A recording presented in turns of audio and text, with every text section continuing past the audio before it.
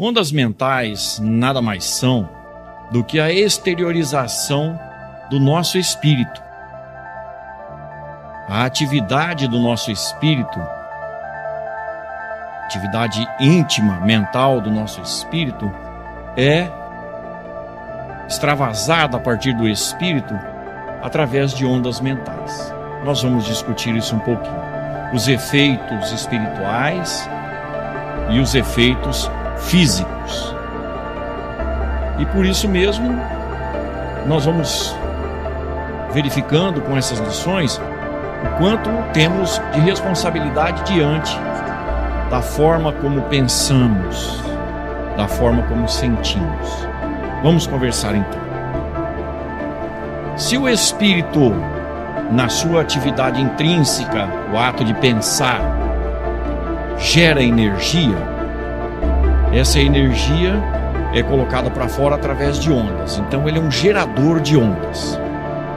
Mas as ondas, naturalmente, podem entrar em sintonia com outras ondas. Consequentemente, isso dá ao espírito a possibilidade não só de gerar, mas também de receber outras ondas. O nosso sensório íntimo recebe ondas. Se somos geradores e receptores, portanto, confirmando a tese, André Luiz nos fala da sintonia mental, que é que pensamento geramos e com qual pensamento ou pensamentos nós nos ajuizamos ou nos aquilatamos. E isso tudo traz consequências nos dois campos, no físico e no espiritual. Em Mecanismos da Mediunidade, André Luiz vai explicar para nós o seguinte: o fluido cósmico é o plasma divino, ou seja, tudo que compõe o universo, que hoje a ciência chama de energia escura, é o fluido cósmico, hausto do Criador ou força nervosa do Todo-Sábio. Nesse elemento primordial vibram e vivem constelações e sóis, mundos e seres, como peixes no oceano. Então há uma quantidade de energia que compõe o universo, e nós todos, desde os astros maiores até os nossos espíritos, estão flutuando ou estão mergulhados nesse mundo de energia. E nesse reino de energia, em que a matéria concentrada estrutura o globo terrestre de nossa moradia, e em que a matéria em expansão lhe forma clima peculiar, a vida desenvolve agitação, e toda agitação produz ondas. O que André Luiz está dizendo? Que o simples fato de termos uma atividade mental, psicológica, faz com que a gente excite as moléculas que compõem o nosso espírito, e a excitação dessas moléculas gera ondas, que antes de sair para fora do nosso corpo físico, passa pelo perispírito, passa pelo corpo físico, e vai em direção ao objeto do nosso pensamento. Pensamos em alguém. A energia do nosso pensamento, somada às energias das emoções criadas por esse pensamento, atinge aquela pessoa instantaneamente. Já mostra para todos nós naquilo que estamos envolvidos, né? O que é, então, uma onda? Pergunta André Luiz, e ele mesmo responde. Diremos que uma onda é determinada forma de ressurreição da energia, por intermédio do elemento particular que a veicula ou estabelece. Em qualquer lugar que nós estivermos, sempre haverá, inclusive fora do espaço da Terra, da atmosfera terrestre, haverá a possibilidade de expansão, de emissão do nosso pensamento. Ora, se é energia, a onda carrega uma quantidade de energia. Energia significa trabalho. Energia significa ação. Significa fazer algo, produzir algo. Então eu penso, gerei uma energia. Essa energia vai atingir o objeto do meu pensamento, vai produzir um efeito. Esse efeito está sob minha responsabilidade. Tudo que penso causa consequências. Lá no Livro dos Espíritos, começa a respeito do assunto, Kardec a perguntar para os espíritos na questão 23. O que é o espírito? O que nós somos enquanto espíritos? O espírito é o princípio inteligente do universo. O que isso significa? Ora, se é inteligente, ele é passível de ser desenvolvido. Porque inteligência significa capacidade de aprender, de ensinar, de compreender, de descobrir soluções, de criar problemas novos. Ou seja, a inteligência, nós próprios somos exemplos para nós mesmos, nós temos condições de aprender. Se temos condições de aprender é porque somos espírito que traz em si o atributo da inteligência. E esse é um papel que nos cabe. Tanto que o segundo ensinamento para os espíritas, no capítulo 6 do Evangelho segundo o Espiritismo, é instruí-vos. É uma necessidade. Na questão 88, Allan Kardec pergunta se os espíritos têm uma forma determinada, limitada e constante. Aos vossos olhos, não. Aos nossos, sim. O espírito é, se quiserdes, uma chama, um clarão ou uma centelha etérea. Ora, quando nós, num ato de vidência, falamos que enxergamos um espírito, nós não estamos enxergando um espírito. Nós estamos enxergando o perispírito que encobre um espírito. Porque o espírito só é visto na sua pureza primitiva pelos espíritos superiores. Por isso que eles falam que aos nossos olhos não há uma forma determinada, que nós ainda não temos essa possibilidade. Mas nos espíritos superiores é possível, para os espíritos superiores é possível enxergar o espírito.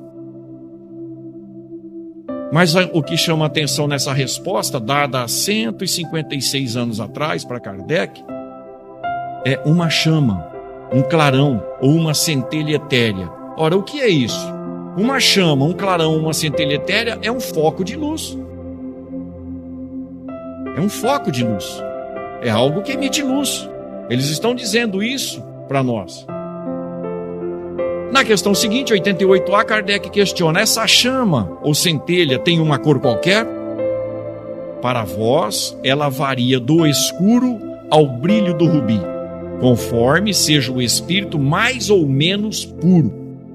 Então, a claridade ou obscuridade do espírito está relacionada ao desenvolvimento moral do espírito. Quanto mais moralizado o espírito, mais iluminado espiritualmente ele é. Quanto mais inferior moralmente, podemos comparar aí à nossa esquerda o espírito como sendo esse foquinho de luz, uma chama, um clarãozinho. Esse espírito precisa de um perispírito para moldar aqui na Terra um corpo físico. Que o nosso espírito sustenta o perispírito, que por sua vez molda o corpo físico necessário para a nossa existência aqui. De qualquer forma, quando nós observamos o perispírito, nessa figura, nós vemos que ele é iluminado pela mesma energia do espírito. E essa energia envolve todo o nosso corpo físico. O que significa dizer que se essa energia for boa, o corpo físico vai receber energias boas. Mas se as nossas energias forem ruins, mentalmente falando, o corpo físico vai ressentir. Dessa forma, o espírito pode ser metaforicamente ou simbolicamente apagadinho, como essa figura, não é? Ou pode ser iluminado, de acordo com as suas características morais. Não estamos falando em características intelectuais, porque tem pessoas que sabem muito, verdadeiros gênios da humanidade, mas que comportamentalmente são muito inferiores moralmente. E o contrário também é verdadeiro, pessoas que mal sabem ou nem sabem assinar o nome, mas que têm uma elevação moral enorme. O que fica claro é, os espíritos, e nós vamos ver isso no decorrer da nossa apresentação, os espíritos conseguem ver o espírito. Então, os espíritos superiores identificam de imediato quais são as características dos espíritos que eles estão observando. O que é que disse o Senhor Jesus a respeito no seu evangelho? Porque o Senhor falou sobre isso. Não tecnicamente, mas ele falou. No evangelho de São Lucas, no capítulo 11, versículo 34, o Senhor Jesus diz o seguinte: a candeia do teu corpo são teus olhos. Se teus olhos forem bons, todo o teu corpo será luminoso. Porém, se teus olhos forem maus, todo o teu corpo será tenebroso. Olha o que o Senhor está dizendo. Por que ele usa a figura dos olhos? Candeia é o que acende, é o que mantém iluminado. Por que ele está dizendo que é o olho que ilumina o corpo? Porque é pelos olhos, em geral, que a gente vê o mundo. Vê as situações, as circunstâncias, observa as pessoas e seus comportamentos. E uma vez observado pelos olhos, isso adentra o nosso mundo mental. E aí a gente vai pensar de acordo com aquilo que a gente está vendo. Ora, se eu ver o mundo, as pessoas, as situações de uma forma negativa, de uma forma baixa moralmente, pessimista, raivosa, o meu corpo será tenebroso, porque isso é considerado, segundo nós depreendemos da orientação do Senhor Jesus, como olhos maus. Mas olhos bons são aqueles olhos, então, que vê o mundo e as pessoas com boa vontade, com otimismo, com carinho, com respeito, com esperança. E aí o corpo se torna reflexo do Espírito, da luminosidade do Espírito. Então Jesus está falando, se a gente olhar o mundo com olhos de bondade e de boa vontade, mentalmente a gente vai gerar pensamentos positivos, que vão gerar energias positivas e vão iluminar o nosso corpo. E nós todos sabemos o que é isso. Existe máquina fotográfica, a máquina Kirlian, que fotografa a nossa aura. Em seguida, o Senhor Jesus diz, e anota o evangelista Lucas 11:35, vê então que a luz que há em ti não sejam trevas. O que é que o Senhor está dizendo? Que a responsabilidade de manter o nosso corpo iluminado é nossa. Ninguém vai iluminar o meu espírito senão eu mesmo. Ninguém vai clarear o meu mundo mental senão eu mesmo. É o que Jesus está dizendo sobre isso. Aqui nós temos um espectro de ondas, que nada mais é que a representação gráfica das ondas e suas vibrações e suas frequências. André Luiz explica para nós que a animalidade e a inferioridade dos espíritos vibram ondas a partir da direita. E os anjos, os espíritos superiores, aqueles que têm alta envergadura, os espíritos puros, vibram no sentido das frequências à esquerda. Esse é um padrão de ondas aqui da nossa terra material, mas há um correspondente no mundo espiritual, segundo André Luiz. De qualquer forma, nós precisamos entender que se nós partirmos das ondas mais compridas e, portanto, mais lentas, um dia nós vamos chegar à angelitude, vibrando em alta frequência, em ondas curtas, que são de maior poder. Aí no meio nós temos o coloridozinho, são as energias vibratórias visíveis aos nossos olhos de encarnado aqui na Terra.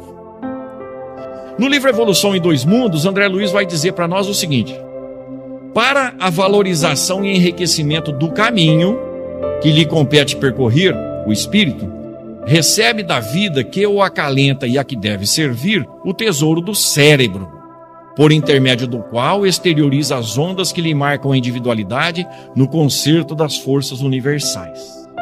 Vamos analisar esse trecho. Para a valorização e enriquecimento do caminho que o espírito deve percorrer aqui na Terra. Quem faz isso? O próprio espírito. Nós recebemos da vida que nos acalenta e a quem nós devemos servir. Em geral, a humanidade acha que a vida deve dar coisas para nós, porque a gente questiona isso. Por que será que a vida não me deu isso? O que é que está prometido para mim? E a gente vive correndo, não nós os espíritas, né? Mas o mundo lá fora vive correndo através das divulgações do horóscopo para ver o que é que vai acontecer na manhã seguinte, o que é que a vida vai dar. André Luiz está dizendo que nós não precisamos, nós não devemos esperar a vida nos servir. Nós é que precisamos servir. Nós precisamos aprender isso. E aí nós recebemos da vida um tesouro chamado cérebro. Olha, se nós observarmos determinados noticiários aí na Terra, dá a impressão que o ser humano não tem cérebro, não raciocina. Não é verdade? Quantos absurdos são cometidos por seres humanos que já têm 1,5 kg de cérebro? Porque não raciocinam. Então nós todos temos um equipamento dentro do nosso crânio, que é aquele que exterioriza as nossas ondas e que ajuda o espírito, é ferramenta para o espírito se desenvolver. E nós, com ele, absorvemos também aquelas ondas com as quais podemos entrar em sintonia, ampliando nossos recursos de cabedal e conhecimento, e das quais se deve aproveitar no aprimoramento intensivo de si mesmo, no trabalho da própria sublimação. Então nós absorvemos ondas. De quem? De encarnados e desencarnados que pensam como nós pensamos. E nós podemos entrar em sintonia desde que a gente segure aquela onda junto conosco, junto de nós. Mas eu posso entrar em sintonia com espíritos superiores. mas também posso entrar em sintonia com os espíritos inferiores. Então eu posso ampliar os recursos do meu cabedal de conhecimento se eu me sintonizar com mensagens de conhecimento. Mas eu, claro, posso também entrar num processo de vibração tal que eu vou me prejudicar. Nós temos aqui nessa figura uma ilustração interessante a respeito de ondas. Vamos imaginar que a nossa onda seja aquela de fundo, a azulzinha. Se nós percebermos, ela está numa frequência diferente das outras duas. O formato dela é diferente. As outras duas nós podemos dizer que são ondas que estão aí, ou gerada por encarnado ou gerada por desencarnado, mas estão passando pelo nosso mundo íntimo. Elas não estão em sintonia, então a gente não tem acesso a elas. Mas vamos imaginar que de repente, por conta das nossas mazelas espirituais, do nosso passado ainda cheio de problemas, de repente uma ondazinha desperta uma ideia dentro da cabeça da gente. E é comum isso, a gente está pensando numa coisa, de repente passa uma ideia completamente diferente.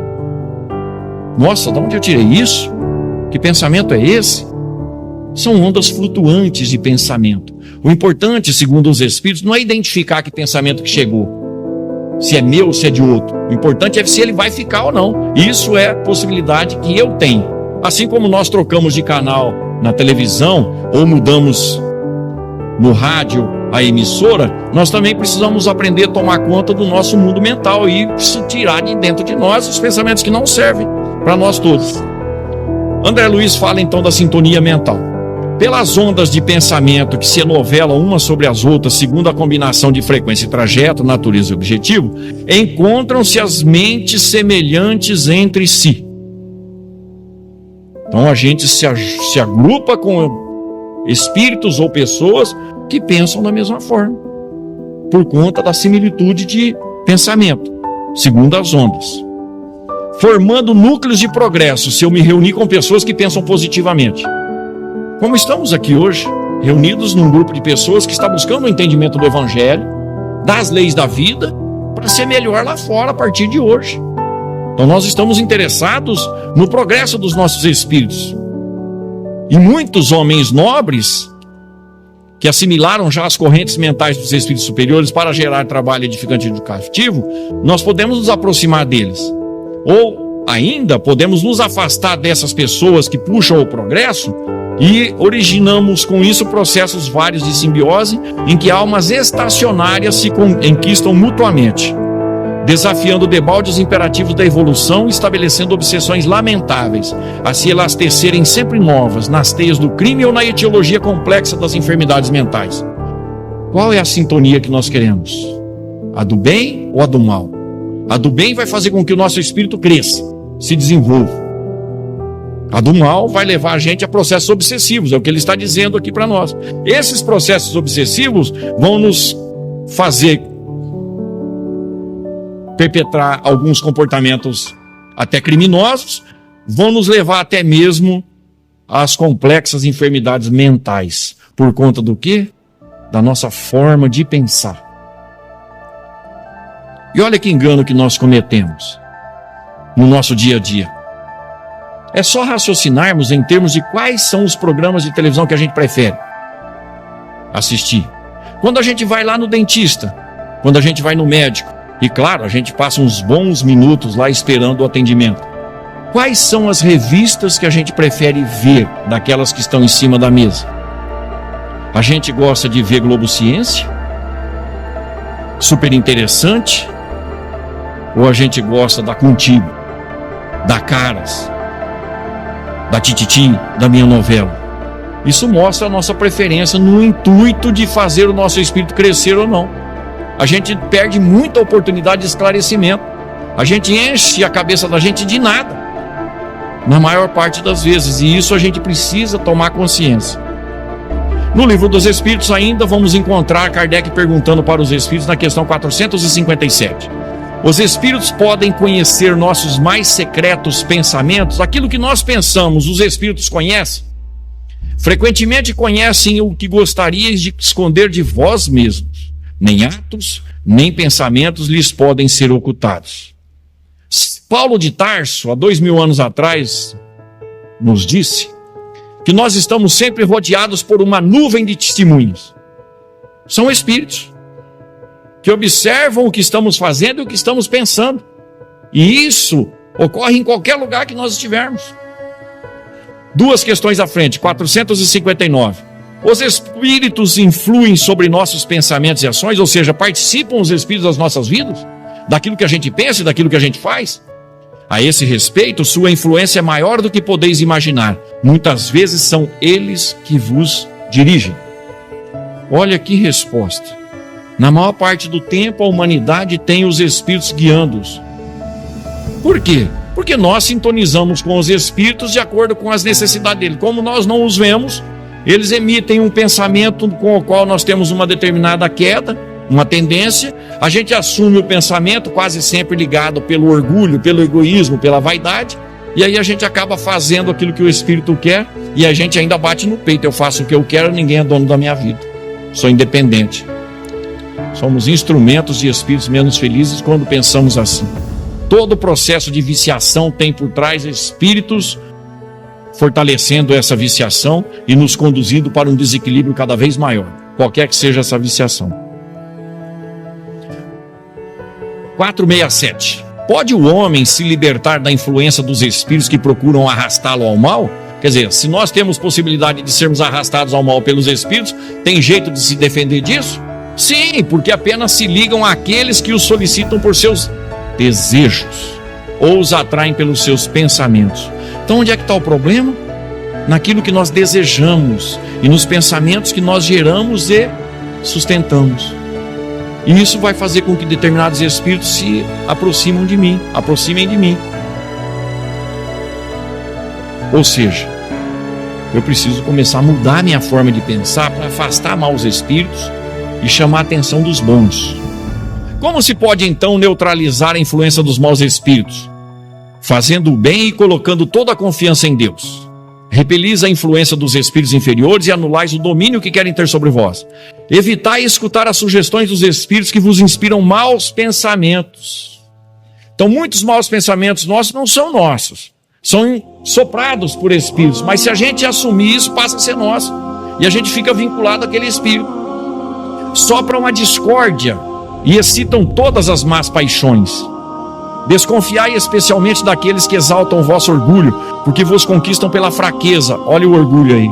Na questão 785 do Livro dos Espíritos, está escrito que os maiores empecilhos para o nosso crescimento espiritual é o orgulho e o egoísmo.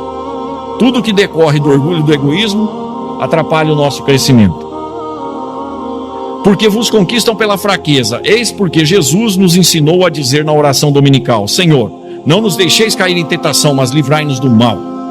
Jesus está dizendo para todos nós que é possível se sobressair a essa tentação dos pensamentos menos felizes.